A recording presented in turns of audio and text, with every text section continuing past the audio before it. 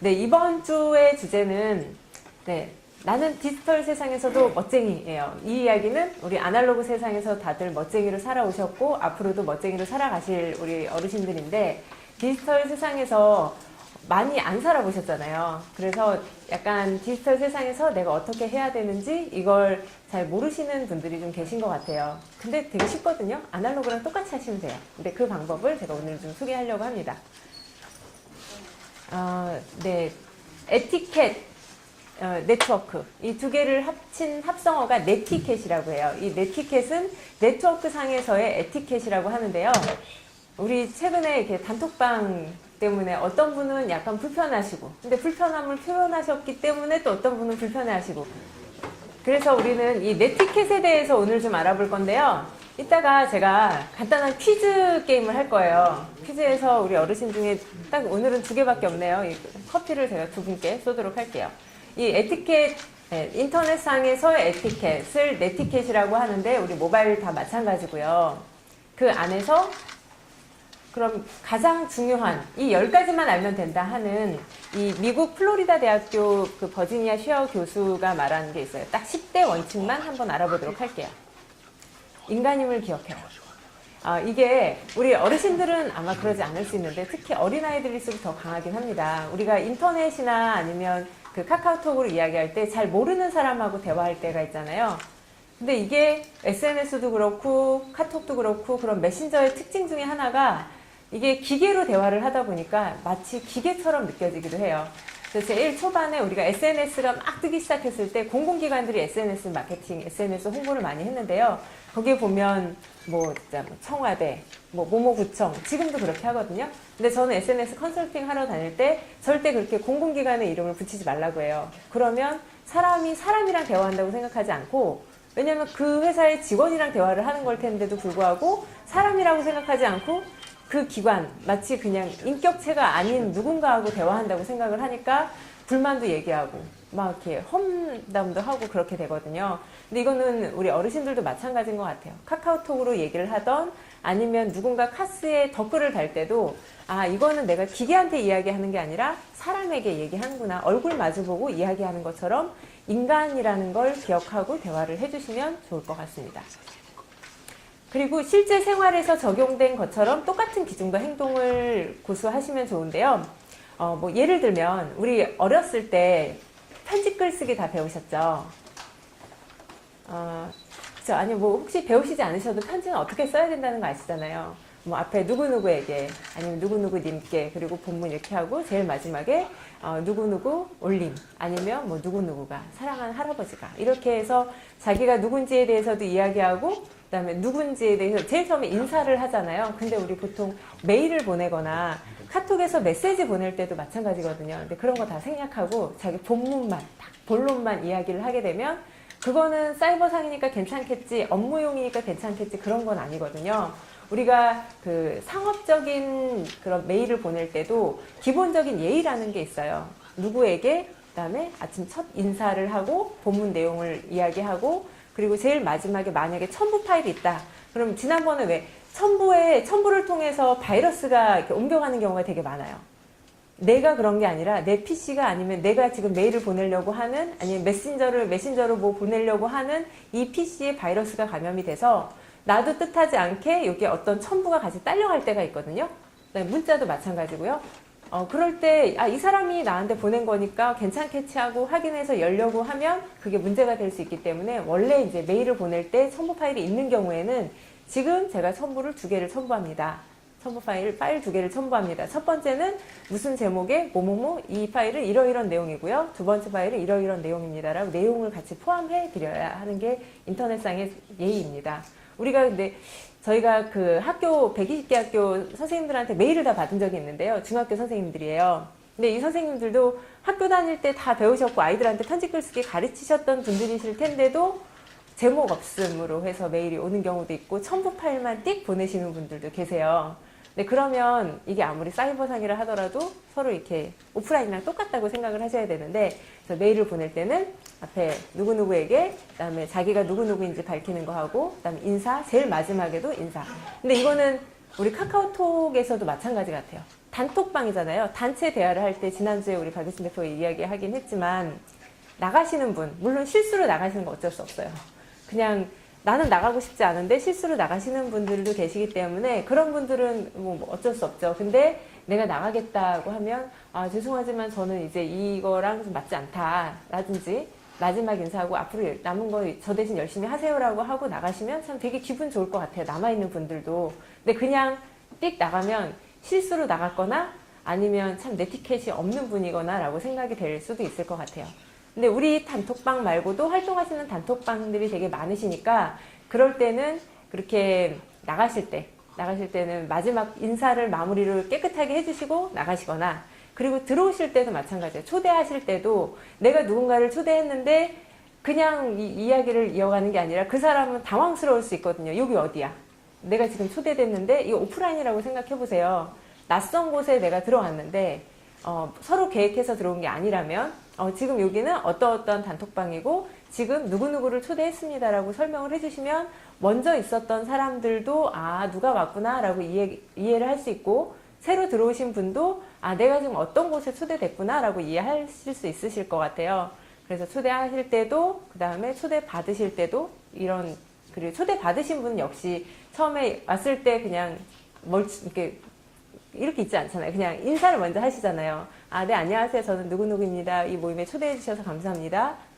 네, 그런 것들이 어찌 보면 되게 사소한 건데, 그럼 그분이 되게 인품이 되게 높게 느껴지거든요. 네, 이런 것들이 인터넷에서 실제 생활에 적용된 것처럼 똑같은 기준과 행동을 고수하라. 나는 오프라인에서도 원래 나 인사 잘 안 하고, 원래 내가 좀 싸가지가 없다. 이러면 그게 다 인터넷에서도 느껴지실 거예요. 근데 내가 그렇게 살았더니 참 후회되더라. 인터넷에서 내가 새로운 만나는 이 사이버 세상에서는 좀 이렇게 예의 바르게 살아보고 싶다. 네, 그런 마음을 가지시면 좋을 것 같아요. 그리고 현재 자신이 어떤 곳에 접속해 있는지 알고 그곳 문화에 어울리게 행동해라. 네, 어떤 분들은 야행성인 분들도 계세요. 그렇죠?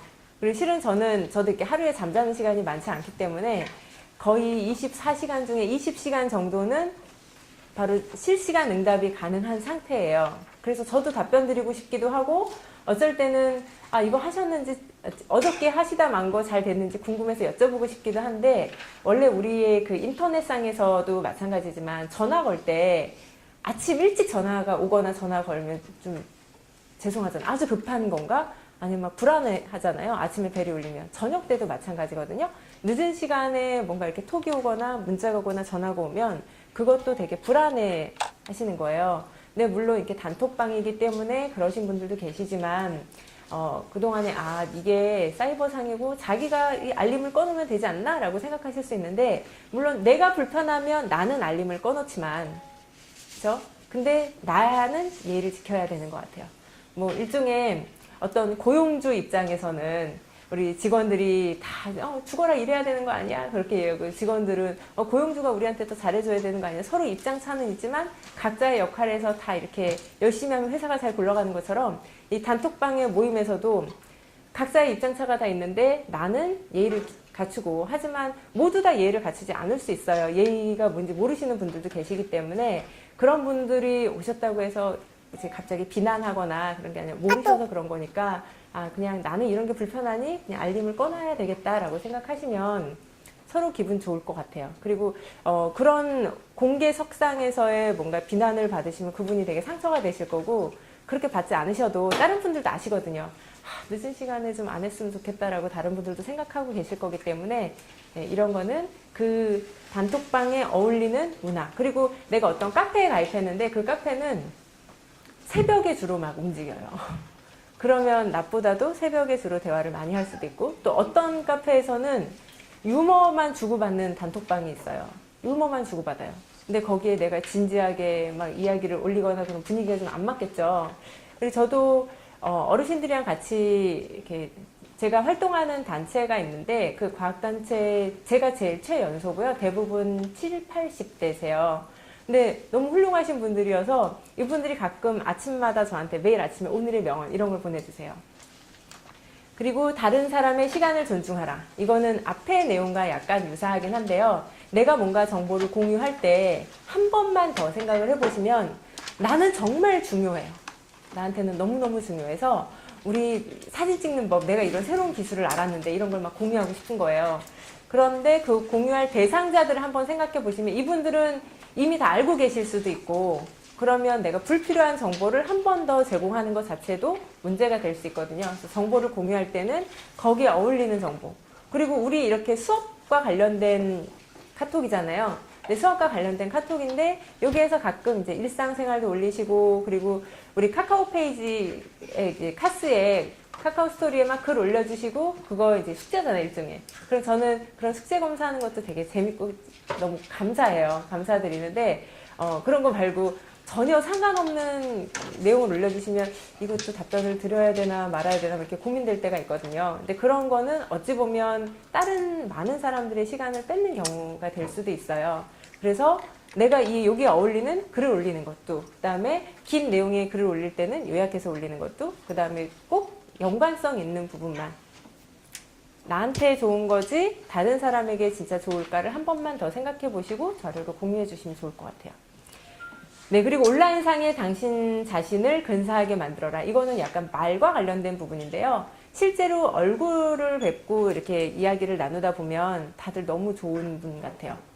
그래서 저도 온라인상에서 사소한 오해가 되게 커진 경우가 있는데요. 실제 말은 그렇지 않은데 왜 이게 본론만 쓰게 되잖아요. 길게 감정을 막 얘기하는 게 아니라, 그리고 한국 사람은 그렇게 말을 쓰면 내가 싫은 것도 아니고 좋은 것도 아니고 그런 것도 아니고 막 흐지부지하게 이렇게 되거든요. 그래서 요약해서 아니면 요점만 이야기를 하다 보니까 서로 감정 상하는 경우가 있는 것 같아요. 감정 상하라고 하는 이야기가 아닌데, 근데 얼굴을 보고 이야기하면 그렇지 않거든요. 그렇기 때문에 온라인에서는 더 조심해야 되고, 얼굴 보고는 아이 이 자식 귀엽네 이렇게 진짜 좋은 얘기일 수 있는데, 이걸 글만 받았다 생각, 이 자식 이렇게 될 수 있거든요. 그래서 온라인에서는 특히 더 조심해야 되고, 자기를 근사하게 만들기 위해서는 내가 머릿속에 상상하고 있는 글을 쓰는 게 아니라 상대방이 어떻게 받아들일지, 특히 제가 지난번에 맞춤법 검사기 한번 공유해 드렸죠. 이게 되게 중요한 게요. 우리가 글로만 주고받기 때문에 말이 어눌하거나 이런 사람이랑 대화하기 되게 힘든 것처럼 온라인상에서는 글로 주고받을 때 맞춤법이 되게 틀리면 약간 이렇게 근사해 보이지 않거든요. 그래서 우리가 카카오 스토리의 컨텐츠를 공유하거나 긴 내용의 컨텐츠를 공유할 때는 맞춤법 검사기를 한번 돌려보시고 진행하시면 좋을 것 같아요. 혹시 맞춤법 검사기가 뭐였더라 우리가 첫 시간에 했기 때문에 기억이 잘 안 나시면 이따가 쉬는 시간에 우리 선생님들한테, 저는 그건 되게 중요한 것 같거든요. 선생님들한테 여쭤보시면 좋을 것 같아요. 그리고 전문적인 지식을 공유하라. 여기서 전문적인 지식이란 내가 알고 있는 전문적인 지식이에요. 내가 모르는 지식을 어딘가에 이렇게 퍼왔는데 알고 보니 그게 아니더라. 이런 경우가 되게 많아요. 특히 요즘은 가짜 뉴스가 되게 많잖아요. 근데 가짜 뉴스가 마치 진짜인 양 해서 올리시는 경우들이 되게 많거든요. 게다가 어찌 보면 저는 세대 차이라고 할 수 있는 부분이 가장 큰 게 그런 부분인 것 같아요. 카더라 통신이 사실인 줄 아시고 어르신들이 그렇게 이렇게 공유하시는 경우도 많고, 또 이제 젊은 친구들도 야 그렇대, 그래서 뭐 어디 이상한 사이트에 있는 걸 마치 진짜인 듯 하면서 이렇게 공유하고, 그런 게 가장 큰 갭이 큰 것 같아요. 네, 이것도 연결된 이야기입니다. 논쟁은 절제된 감정 아래 행하라. 내가 지금 막 극에 달했어요. 너무너무 화가 나고 짜증난 상태에 제발 좀 그러지 마시라고요 하고 이야기하는 것보다는 약간 좀 다운됐을 때, 그때 비난이 아니라 비판을 할 수 있어야 되는 거죠. 지금 이런데 이러한 것 같습니다라고 이야기를 해야지, 지금 너 왜 이래 하고 뭔가 감정 섞인 이야기가 있으면 네, 자꾸 비난을 하게 되잖아요. 그럼 글이기 때문에 오히려 이게 더 막 부풀려져서 감정이 더 나빠질 수 있거든요. 그리고 다른 사람의 사생활을 존중하라. 이 이야기는 우리 마찬가지예요. 전화번호를 알려줄 때 누군가가 어떤 선생님한테 그 김효은이라는 사람 아신다면서요? 저 그 사람 연락하고 싶은데 연락처 좀 주세요 하고 연락처를 딱 드렸어요. 그래서 그 사람한테 전화가 왔어요. 내가 누구한테 연락처를 받았는데요. 그러면 저는 내 개인정보를 왜 함부로 공유해 주시지? 라고 생각이 될 수 있거든요. 그럴 경우에는 내가 그럼 그분한테 이런 일로 연락처를 누가 공유하자고 해달라고 하니 한번 물어보고 확인하고 오케이 하면 알려주겠다.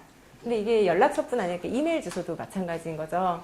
그래서 어찌 보면 되게 사소한 거일 수도 있는데 걔 거기 살아라고 이야기하는 것도 되게 사소한 걸 수 있는데 그것들도 다 개인정보이고 사생활이거든요. 그래서 그런 걸 우리가 알고 있다고 해서 이렇게 쉽게 알려주는 것보다 오히려 더 안 좋은 영향을 줄 수 있으니 나는 도와주고 싶어서 정보를 공유하는 건데 더 역효과가 날 수 있으니 그럴 때는 조금 더 조심해 주시면 좋을 것 같습니다.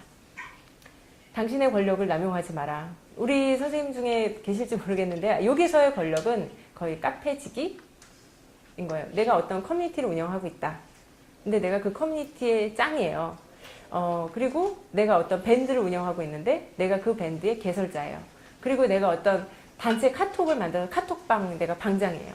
그러면 내 마음대로 어떤 사람은 이렇게 추방시킬 수도 있고 어떤 글은 삭제할 수도 있고 그런데 이거에 대한 성격이 내 마음에 안 들면 자르고 글 없애고 뭐 삭제하고 그런 게 아니라 그게 그런 권력을 이야기하는 거거든요. 어떤 그러니까 사회생활에서의 권력을 이야기하는 게 아니라 그런 걸 함부로 남용하지 말고 내가 어떻게 모임을 만들었을 때는 그 모임에 참가한 사람들, 같이 모임과 함께한 사람들에게 나는 인터넷상에서의 사이버상에서의 장을 마련해준 역할을 할 뿐이지 이 사람들이 다 내 밑에 있다는 건 아닌 거거든요. 그래서 자기의 권력을 남용하지 말라는 말씀을 드리고 싶고요. 네, 마지막. 다른 사람의 실수를 용서하라. 네. 이거는 제가 길게 설명하지 않아도 알 것 같은데요. 참 우리나라 사람들 그래요. 내가 실수한 건 그럴 수도 있지 뭐 막 이러면서 남들이 실수하면 어떻게 그러냐라고 하는데 이걸 좀 반대로 생각하면 나는 절대 그러지 말아야지. 하지만 누군가가 그랬을 때는 그럴 수도 있지 라고 생각해 주시는 그런 배려, 아량이 좀 필요한 것 같습니다.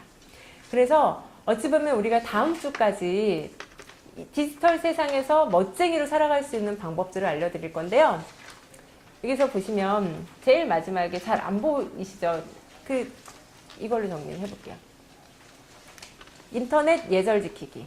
이거는 이제 오늘 물론 글로 좀 배우셨고 제가 말씀을 드리긴 했지만 이렇다고 해서 다 맞다 이렇게 느끼진 못하실 거예요.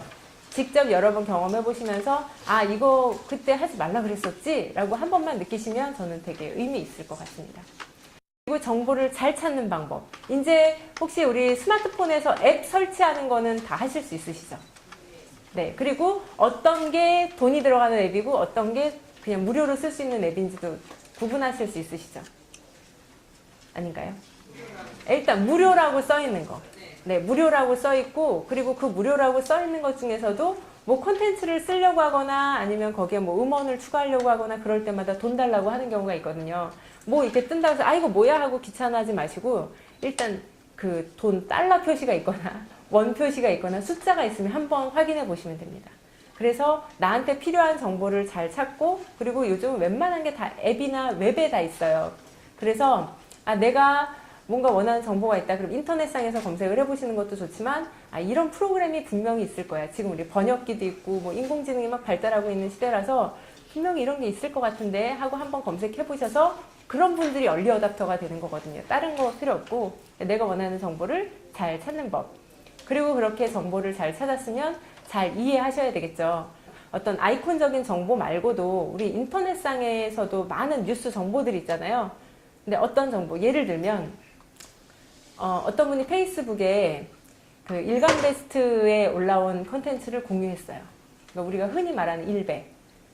그러면 그거는 그 콘텐츠에 대한 신뢰도 안 가지만 그 글을 공유하신 분에 대한 신뢰도 안 가거든요. 네, 그래서 이거 어떤 채널이냐.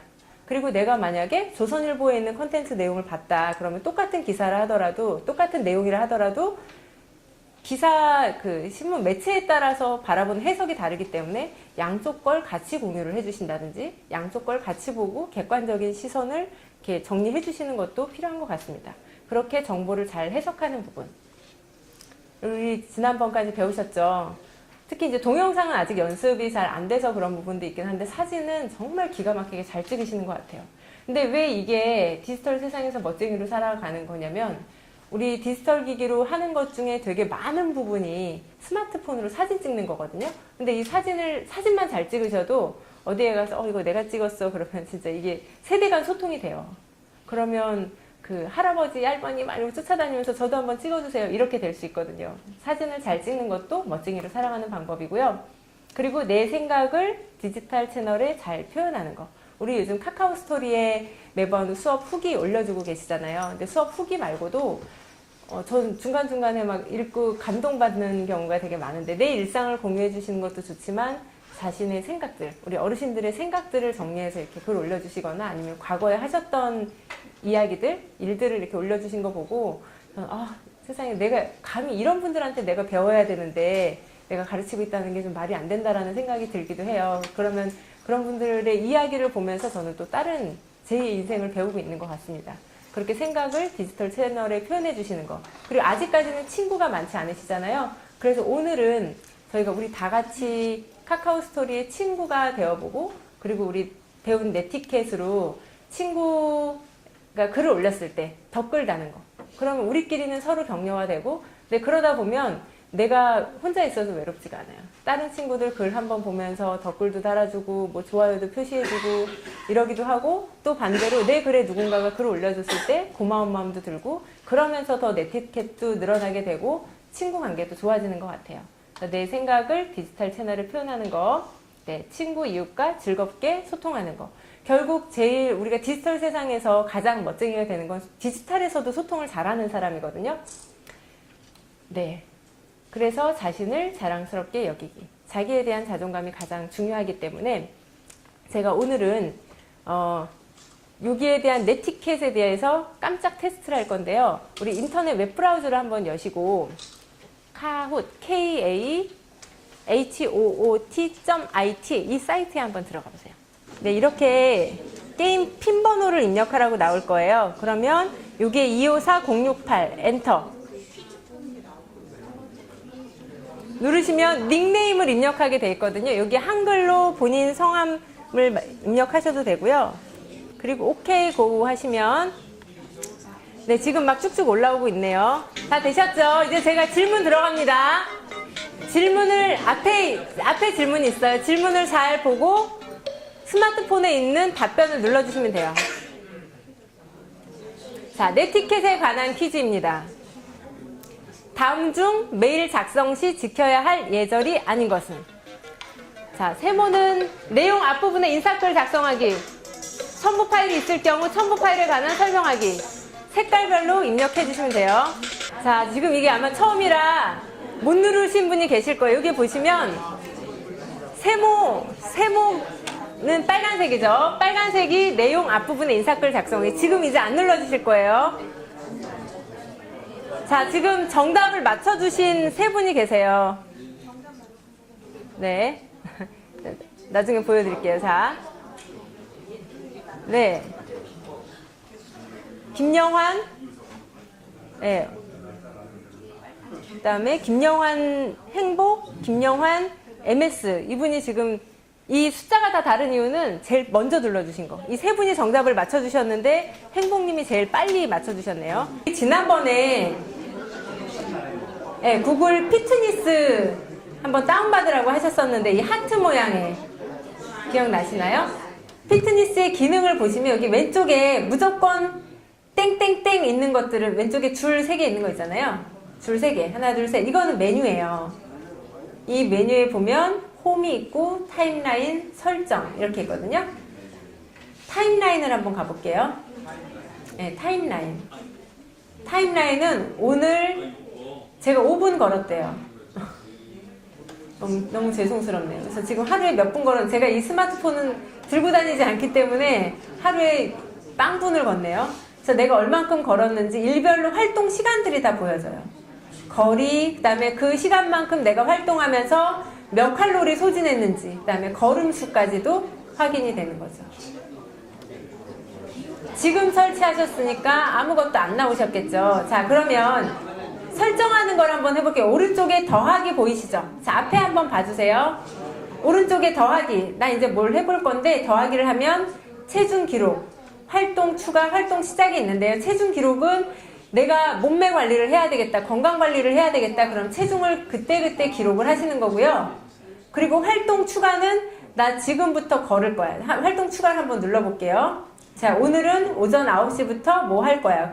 어떤 활동을 했는지, 그 다음에 몇 분을 했는지, 그 다음에 이렇게 요거까지만 저장을 해주셔도 돼요. 아래쪽은 계산 안 하셔도 되고요. 활동 시작을 한번 눌러볼까요? 활동 시작은 자동으로 입력을 해주는 거고요. 아까 내가 활동 추가는 스마트폰을 들고 다니지 않고 내가 1시간 동안 조깅을 했다. 그럼 스마트폰이 인식을 못 하잖아요. 그럴 때 추가를 해주는 거고, 이거는 내가 지금 활동하기를 하는 거예요. 그래서 내가 지금부터 걸을 거다. 그럼 걷기 하고 시작 누르면 지금부터 내가 얼만큼 걸었는지 지도상의 위치도 나오고요. 그 다음에 몇 분을 걸었는지 이런 게 나와요. 그럼 제일 다 걸으셨으면 마지막에 이제 스톱을 눌러주시면 돼요.